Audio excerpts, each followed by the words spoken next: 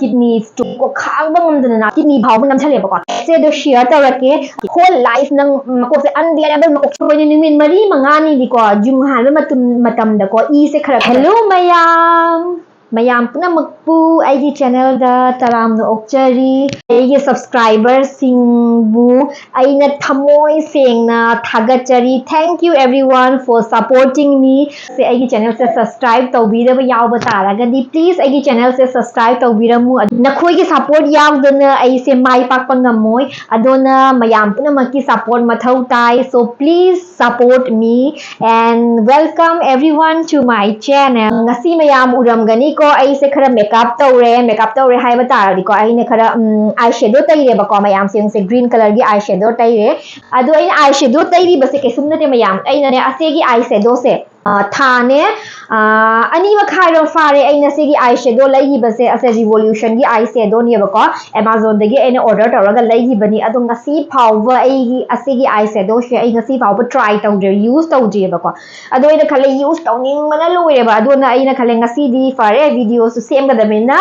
ai dress se ga match oina green color su yawi ase green color se oina tairage haina moji color sin se yamna fajai color combination pigmentation su yamna faye aduna ai se use tawjabani तो मयाम खंगबंगा ममनी आईगी ngasi video gi title dagi ngasi video se kari maram gi no haina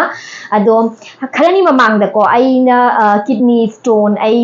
lauthok pagi process tau gi ba ko hospitalize oi ge ba ado gi video da su ai upload tau gi bani mayam link ado ai mathak sida pijarake ngasi se kidney stone gi maram da aina kari aingonda kari experience oi gi ba aina kamaina kari suffer oi gi ba ado ido ko mayam ga dum share tawning share tawge tawbani ado mayam da karing ba aina kitang awareness at least out of 100% the 1% kitang bo adu gi maram da aina mayam da awareness piba ngam taraba natraga information kitang bo convey tawba ngam tara diko ado ai gi di oina yamna achauba kaino ama success ama oini haina ko sai kamaina khanga ino ai kidney stone lai di no haina adogi lawthoki bagi process adudagi di kidney stone lawtho matung da kamaina kari checkson ba mathau tai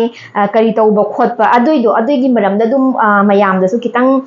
information pizza ge tawbani ba ko aduna mayam video se skip tawbidana yengbiu aigi kidney stone gi symptoms se kari no hai da ne ko pathamari manga mamang da ai ne na ba hoge ba first na ba se ko oiron thangba da ta na ba oiron gi mamang da su ko pura mabuki oiron side step na ba se pura cramp oina na ba mamang da na maning lon da su back side da su ne ko aswai jaga se back side su dum na lei ba ado ai gi na ba ho ba se ko sanda nungthin da gi ko lunch tawra matung da na ba hekta ho ba lei ba lunch ki matung dai na ba ho ba se na ahing gi pung ama ni phau ba na na lei ne ba adu da ai akoi na khali gas ni hai na ko ai na gas ki hidak chai adu gai di ai na ai gi ni pa da ko asa thau kitang te view gas card asa thau ga tai ra ga massage ta ga phadra ne adu na asa thau te view hai na ai gi ni pa sum asa thau tai ra ga massage tau tha bi ba ko adu da gi di ne dum pha gi ba ahing gi pung ama ani dry da dum pha gi ba adu na tha mari manga sida ko ai ne continuously numin nini humni na na ka pham da ka na na lei bi to na te ba but na ba matam da di ko khang ba ngam da na bi ne tum ba ngam da na bi do position se ko pham ma su nungai ta ba hip pa su nungai ta ba side ta hip pa su nan chal la su long na hip pa su nungai ta ba du mai na gi ba ko but handaki hani mamangi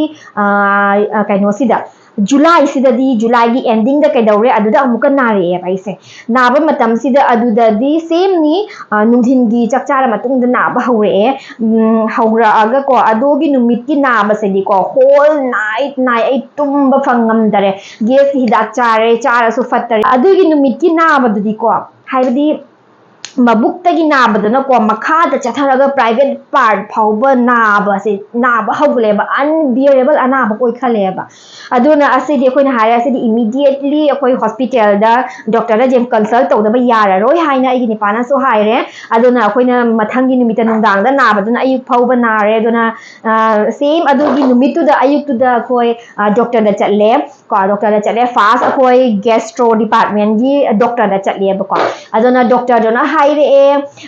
नंगी से को stone की problem related अनाबा ओइबा माली अदोना अखोई करी तौसी test खरा तौबा तारनी अहांबा urine routine तौरसी अदोई मतुंगदा ultrasound अमा तौरसी हाइना को अल्ट्रासाउंड दगी अखोई खंगबा ngamgani असे स्टोन की प्रॉब्लम रा नत्रबरा हाइना को अदोई निमितुदा सुम यूरिन रूटीन की टेस्ट तौरे अदुगैदी अल्ट्रासाउंड की सु टेस्ट तौरे बको अल्ट्रासाउंड तौबीरीबा डॉक्टर दना अदुम हाइरे बको नंगी से किडनी स्टोन प्रॉब्लम नी अदो नंगी स्टोन से को लेफ्ट साइड की किडनी द लई बट स्टोन से किडनी दगी कुमधरागा को किडनी मागै आइगी स्वाइदा नाबना को नाबसे थीबसे अल्ट्रासाउंड अस्वाइ से स्टोन से फंगदरे बको देदी मखा चथरगा येंगबा मतमदा केदौरी आइगी स्टोन से को किडनी दगी कुमधरागा ने को यूरेटर हाइबदी अखोई किडनी दगी ना अखोई यूरेथ्रा की मरकता पाइप अमा चले बाय यूरिनरी पाइप ने बको अदोगी पाइप तो यूरेटर कहे बको अदोगी पाइप की ख्वाइदगी नेरोवेस्ट पार्ट ख्वाइदगी अपिक पार्ट ने स्टोन से पन्ना लई घरे बको स्टोन से अमा खितंग नी बट साइज से चावरे मोइना साइज हारक पसे 11.8 mm ने बको स्ट्रोगी डॉक्टर दा हाइरे असे नंग से दी किडनी स्टोन रिलेटेड प्रॉब्लम नि ना यूरो डिपार्टमेंट दा चटपतानी हाइना अदुगे माना कंसल्ट तौरे डॉक्टर अमा अदे यूरो डिपार्टमेंट की डॉक्टर दा चटलागा यंगहल्ले अदे डॉक्टर ने अल्ट्रासाउंड की रिपोर्ट कई करा येंगबा मतुंगदा हाइरे से नंगी नुंग से दी चावरबनीना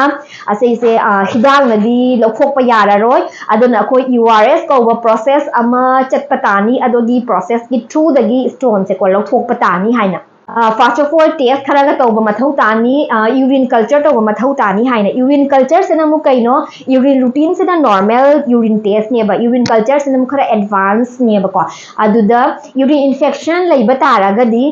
स्टोन से लौथोकपा यारो यूरिन कल्चर की रिपोर्ट से नुमेद हुमनी चंगेबको लाकपदको नुमेद हुमनी मतुंगदा रिपोर्ट लाकपदा यूरिन इन्फेक्शन बुदी लैरमदरेबको अदो डॉक्टर ना हाइरे फारे यूरिन इन्फेक्शन लैत्रबनिना अखोई स्टोन से लौथोकपगी प्रोसेस को फर्दर प्रोसेस तौबा यारनी हाइना नुमिनिनी हुमनी मतुंगदा अखोई केनोदा हॉस्पिटल दा एडमिट ओइरे आइदेगी पुंग तरी की राइदा अखोई हॉस्पिटल दा एडमिट ओइरे थंगी सैटरडे अयुक सिदा स्टोन लौथोकपै प्रोसेस से तौदोइनियबा अदो फ्राइडे नुमिते एडमिट तौबसेना रीजन कैसुमते आइगी मेडिकल हिस्ट्री चेक तौबा अदवे इसा से मॉनिटर तौबको एडमिट तौर मतुंगदा ngahak लेरगा डॉक्टर लाइ एनेस्थेसिया की डॉक्टर मुक लाइ डॉक्टर हायरे नगी डायबिटिस चेक तौरे मोइना अदुगैदी ब्लड प्रेशर चेक तौरे अदुगैदी ECG तौरे बको अदुगैदी मेडिकल हिस्ट्री अहामदा करहाना करी नाकिबा खोकिबा लेब्रा कोरोना नाकिब्रा हाइनाको अदुइ नुमितुदा अखोई नुंदांगदोदा एक्सरे अमा लौरे एक्सरे लौरगा अदुगैदी अमुका सिटी स्कैन तौरे सिटी स्कैन से ने अल्ट्रासाउंड की अतई अमुका सिटी स्कैन तौरदी फजन क्लियर होइबा ngami की स्टोन से कया खकनो पूरा 100% रिजल्ट दुगगी फंगी बको आईगी स्टोन से अमा खितंग बुदी ओइरामी बट अल्ट्रासाउंड तौ मतमदना स्टोन की साइज से 11.8 mm ओइरामी बको अदो बट सिटी स्कैन की रिपोर्ट तना स्टोन की साइड से 11 mm ओय दी डॉक्टर ना हाइरा में अहिंगी पुंग बारो मतुंग दगी दी को प्रोसेस से तौथि भाव शुम चाबा जादे हाने इवन इसिंग बौ थकपा यादे ओटी रूम दा पुंग 10 की द्वाइदा पुसल्ले बको 10 की द्वाइदा पुसल्लगा अदुदगी दी मयाम असे URS की प्रोसेस अंडरगो तौबै दमकता बको एनेस्थेसिया काप मथौ ताय बको मी अतै देखो जनरल एनेस्थेसिया कापने ये बने जनरल एनेस्थेसिया काप सुजाय जनरल एनेस्थेसिया हाई बदी को अदोगी एनेस्थेसिया दना इसा से को 50-60% रोम इसा से तुम बदमाइना तौना लैनेबा खरा खंगुदी खंगनी सेंस लैनी पूरा 100% तुम बदी नतेबको बट आइगी मतमदा मोइना स्पाइरल एनेस्थेसिया कापकेबको आइना एनेस्थेसिया की डॉक्टर दो हाई की बनी रिक्वेस्ट होगी बनी आई स्पाइरल एनेस्थेसिया से कैप्चर निंगदे करिगिनो हाई बदा आई इचारीपा पोको मतमदा सी सेक्शन तौरगा पोखिबनिना ऑलरेडी स्पाइनल एनेस्थेसिया से कापखिबको अदुना यारी मखे ऐसे अवॉइड तौनिंगबा एनेस्थेसिया काप मतुंगदा 10-15 मिनिट्स मतुंगदा अस्वाइदगी मबुक की स्वाइदगी पूरा मखागी पार्ट से पूरा सेंसलेस ओइग्रेबको मथक्तदी पुना मखंगे आइगा कंसल्ट तौबा डॉक्टर दो लाए हुजी URS प्रोसेस से करी तौई हाइबद मयाम यामना अलाइबा प्रोसेस नि असिदा कैसुम कट तौदे कट करका तौबा खोटपा कैसुम लेते अदुना सिलाई फोर्ट कनी हाइबगी अदोगी टेंशन सु लेतरे असिदा करी तौरी इंटेरोस्कोप हाइना डिवाइस अमा लेबको अदोगी डिवाइस तो wire ama lai magi wire do movable wire ne ba ko sumaina leng ba jai ba thuk thok thing bend to ba jai ba adogi wire do ko akoi gi private part vagina da nam chalini vagina da nam chalaga aduga gi di kidney bhaw ban nam chale ba ko kidney bhaw ba store lai ba jaga do adwai jaga ba nam chan do ne ba ko moina monitor da jing do ne ba adogi device ki maton da gi ne device gi ray thola kani adogi ray do na moi hujiki nung do break to ra ne ba ko break to ra ga adoi basket ama थोकलानी अदुदगी basket थोला अदुई basket तो ननुंग दो समाइना चिंगथोगा अदुम पूगी दोइनेबा अदुगे अतई पूरा crush ओगिबा लेबाग दुमाइना तोगिबा नुंग सिंगदो अदोदि दुम अखोइना युंग हानबा मतमदा अदुम जुंगदोगा दुम थोलखिनियबा मयामसिगी प्रोसेस यामना सिंपल नि मतमसु यामना चंगदेको हार्डली 20 मिनिट्स खक्का चंगमगनी 20 मिनिट्स की मनुंगदा लोइरे लौथोकपा लौथो मतुंगदको आइना डॉक्टर हाइरे सर स्टोन दो लेहौद्रबा यागी स्टोन दो येंगनिंगी हाइना अदुगा इदि सर नको स्टोन मचा पिसक पिप चिनी दैसु खरा कुपकनी को अदुमाइना कुप स्टोन अनि ख को पॉलीबैग मचा पिसक अमदा मोइन हापचन थांबिरमेबो को अदु मयाम हुजिकति आई न खोइदो उटपा गमदे केना स्टोन दो कलाइदा थामरबा केना मांगरे फंगरे से स्टोन लौथो मतुंगदा डॉक्टर ने लौ हाय एंगोंदा की स्टेन हाइना पाइप अमा लेयबो को अदोगी स्टेन तो अखोइ किडनी दगी इंसर्ट तौरगा हापी स्टेन से गी मागी फंक्शन से न करिनो हाइबदने स्टेन से न को अखोइगी कइनो किडनी दगी ने को यूरिन से drain तौबदा फजने drain out तौबदा help Taiba अदुगगी दी अखोइगी यूरेटर दोने जांग जांग ने हील तौबदा जो हेल्प तौबियाबा अदोना स्टेन हापसे कंपल्सरी ओयबा स्टेन से के दौरी को मतोन दने ला स्टेन गी मतोन सी दने मरी मने जांदे थ्रेड अमा जांदे अदोगी थ्रेड तो अखोइगी प्राइवेट पार्टी मपान पुथोगने टे नपगा थम्मेबा करिना दे लौथोको मतम अदुगे सुमाइना छट लाउन चिधोगा लौथोकिदोइनी अदो डॉक्टर हाई नेक्स्ट 1 वीक मतुंगदा फॉलो अप लापा मतमदा स्टेन से यूरिन इन्फेक्शन लेता तारागदी स्टेन से अखोइ लौथोकनी हाइना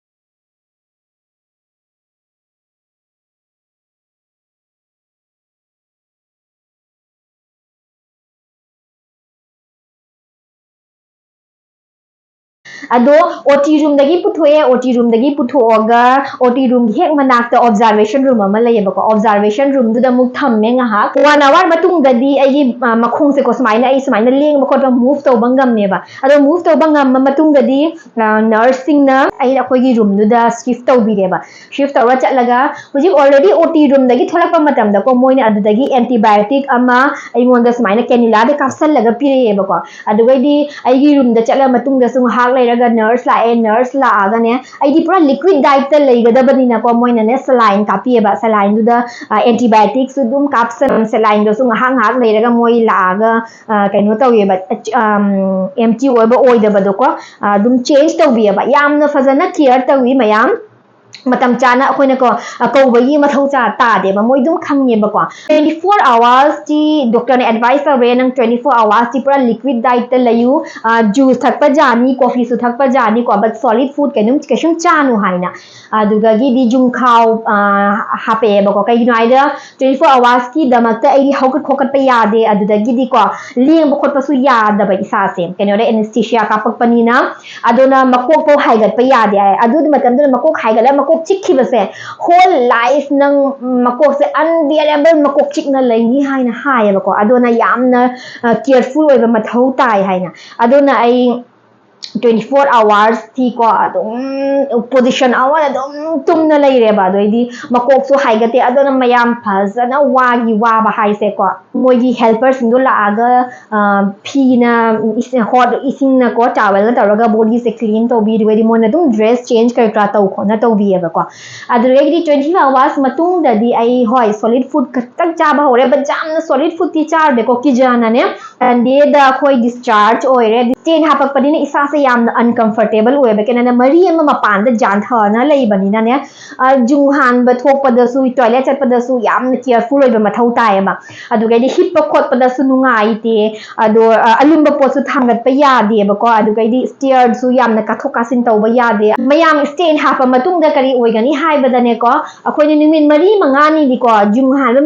मतमदको ई से खरा खरा थोइएबको अदो मयाम असे नॉर्मल नि मयाम किबीगनु ई से दुम खरा खरा थोकनी दो निमिन मरी नि मंगानी मतुंगदको मथंद दुम ई थोकपा फागिबनी अदुदगिदि चाक चाबा मतमदा करी तौगी आइना चाक चाबा मतमदि स्टेन से हापनको चाक से ने खितंगु यामना चासलिदे मबु से लुम लाइबको अदुना चाक से यामना चाबा ngamdeba kitang kitang tawraga chai ado chaklamna ko toy nang hang lerega dum pot se chaba ai ko adudagi di doctor na vitamins kai krasu ira I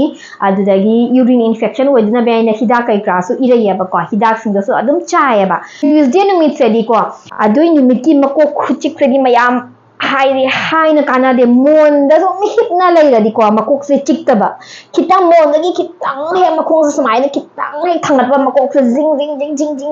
raw na chikpa adoi ni mi te ai dum pura hit na lai re adoi ni mi to ni ko no ma kitang ni ai na makok chikpa na gi ba se adoi matung de housing paudi du mai na makok chik na ba khot pa tawzadri aduga gi di no ma na kai dawe hai ba da ai na ko chole chikpa matam da ko mari se ne ai na khau da na kitang phat launa force kan chingare ba ko chinghiba du adoi numit di mayam kamai na tong ni hai ba da ko jung se ne ko dom chit na lai ba lep na lai su jung se dom jung haning ba ga puk ti ba ko haning ba ga puk tra su ko nal da gi sing tap adum ta na lai ba du mai na ko dom ta na lai ba adu ai di ki ba ma yaw re ko na khale kari no to se mari de stain se manung da ina kitang force kitang pipe to chingraba khangde du mai na manung da problem ora ba ka hana khalle ba ko adu na ko na khale doctor da char consult tawda jar we na khan ba sida ko pung 2-3 hours matung da budi mathante stop oi gare adu na mayam stain happy bata ri ko yam na careful oi ba mathau tai force piroi da ba ko body do doctor na ire 1 week matung da follow up lakpa matam do adoi matam du da urine culture tawraga la waina ado ko urine culture tawba loraga adu gai di report to puraga chale report to da urine infection lai rane ba ko ado doctor na hare urine infection lai rabani na akoi hauzik stain se lathok pa yara roi doctor na hidak urine infection gi ado hidak to nimit tarani gi ire ba ko hidak to chare ga matung da doctor na hare nimit tarani course se complete oira matung da adogi humni matung da amuka urine culture tawaina urine culture tawra matung da amuka allakili amuka urine infection se leiramne ba ko adoi doctor manakta chale doctor na amuka hidak ire handak se diko yam akan ba hoi mamangi urine infection oi bada aduda agi di second time gi urine infection se na di improvement khara oi re ba ko kitang budi phare adu urine infection se adum di lai ba ado second time se da doctor se na urine infection gi hidak irak pase ase khara powerful hidak ire ba hidak numit humni tangi cha na ba gi hidak pi rai ado numit humni se complete oi ra matung da lao adu matung da koi stain se lok thokani haina ado na mayam 1 week da I stain lok thok ka da ba do numit 3 weeks matung da ai stain se lok ai stain se kari ginu haile urine infection lai hi badona adona adogi hidak to char matung da stain se lok ko matam na mayam kai sum ai aha mayam na ki jaram me ba ko kari ginu ha bada ai ni pa gi mai gi mama na ba ma su mai ne kidney stone oi hina ERS process ki through da gi ma su stone se lok ke ba adogi di mai stain happy hai ba adu mai stain se lok pa matam da anesthesia general anesthesia ka paga day care da lok ke adu ai na khali ba ai gi su du mai na oi do re na do ai di anesthesia se ai kacha ning gare bai opcher anesthesia ka paga but luckily doctor da chama matam da doctor na haire nangi se di adum OPT da dum lok toi ni OT room daga pusan be mathau ta roi general anesthesia ka pa lok pa masu mathau ta roi hai na hai ge ba ko hai re adoi matung da I sa se khara relax oi re ado numita stain se lok re doctor na man ma pa na pai ba mari ma thok pa da mari do phat na dum ching gare ba mayam literally kai sum khangau de kai sum na de ai na ha na ki jaram tension oram ba do ado केशुम दुमाइना ओइदे stent से लौथोखि बसे आई खंगबु खंगहौदे second अनि ओइरमने second अनि the फट लाउना चिंगरे doctor ना अदोइदि डॉक्टर ना गोदो उले येंगो असे नि नंगी स्टेन से असे दे को अदो स्टेन दुदा को मपान मनुंग दगी चिंथोरपना को ई तोट पखोट अदुमाइना का केसुंग लेतेबा अदोइ मतुंग दा अमुका डॉक्टर ना हाइरे नुमित हुमनी मतुंग दा को स्टेन लौथोकपगी नुमित हुमनी मतुंग दा अमुका नंग यूरिन कल्चर टेस्ट तौर मतुंग दा करिंगबा इन्फेक्शन लैबा तारगदी आइगी मनाक्ता लाउ हिदाक चानबैदमक्ता करिंगबा इन्फेक्शन लैदा तारगदी अतै आई मनाक्ता लाक्तसु यारनी हाइना सो लकीली यूरिन इन्फेक्शन जावरम दरे अदोई मतुंग दैदी आई इसा से पूरा फ्री होइरे किडनी स्टोन की रीजन अमा से को इसिंग यामना लिकना थकपसे ने बको आइने ममांग दे इसिंग यामना लिकना थकखे बको अदोना अदोसु रीजन अमनी दुवेदी करिंगबा यूरिन इन्फेक्शन लैबा तारदी को इसिंग से थागसु फयेबा अदोना मयाम दा आइने एडवाइस मयाम दा आइना आइगी एक्सपीरियंस की मतुंगिना मयाम ना हाइजा गदबा हाइबा बको मयाम सु इसिंग यामना थकपिवो किडनी स्टोन से स्टोन की केस एवॉइड तौनबगीदमक्ता अदुदगीदी अथुम चिनी यामना चाबीगनु अदुगैदी थुम यामना चाबीगनु सॉल्टी ओइबा पोट यामना चाबीगनु अदुगैदी विटामिन सी सप्लीमेंट सेसु यामना चाबीगनु बको अदुम इंटेक तौबसेसु किडनी स्टोन ओइबादा हेल्प तौवेबको खितांगबु मबुकसे को ममांग मनिंग खितांगबु येकलक नाब तारगदी यावना डॉक्टर दा चटपिवो करिगिनो हाइबदे एनी पोट अनाब से को इनिशियल स्टेज ता लायेंग हौबा तारगदी को पोट से यावना क्यूर होइबा ngамनेबा मतम चाना लायेंग हौदबा हाइबसे को तुंगदा अनाब अचौबा अमा ओइगनेबा मी खरा ने खंगनाबा मी अमा ने माइसु स्टोन प्रॉब्लम लैबा को चाही अनि अहुमदगी मबुकसे नाना येकना लैबा बट मोइना को डॉक्टर दा येंगहनदबिदा दुम माइबा दा खरा हल्लगा जुमदा खरा हिदाक चारागा दुम फैयाना दुमाइना सुम लैहिबा बट हौजिक कैदवे मतम चाना क्योर तहौदबदना को हौजिने अनाब कैंसर कन्वर्ट होएबको अदुना मयाम आइगी हम्बल रिक्वेस्ट आइबु मयाम इसादा को बॉडी रे कितंगबु ना तारगदी प्लीज डॉक्टर का कंसल्ट तौबिउ हेल्थ इज वेल्थ ओके मयाम नारदी को वखल से यामना नुंगाइतबनी वखल से नुंगाइता तारगदी अखोइगी फैमिली मेंबर दसु को नुंगाइ हनबा ngam self love must be the first priority aduna mayam please take care of your health aigi video se dagi mayam na kana ba phangba information khitang boba phangba taragadi video se like tawbiramu adugai di comment su tawbiramu so mayam ngasi gi video se asida loisanjarage gi video da amuka mayam ga amuka fangnarasi take care everyone bye bye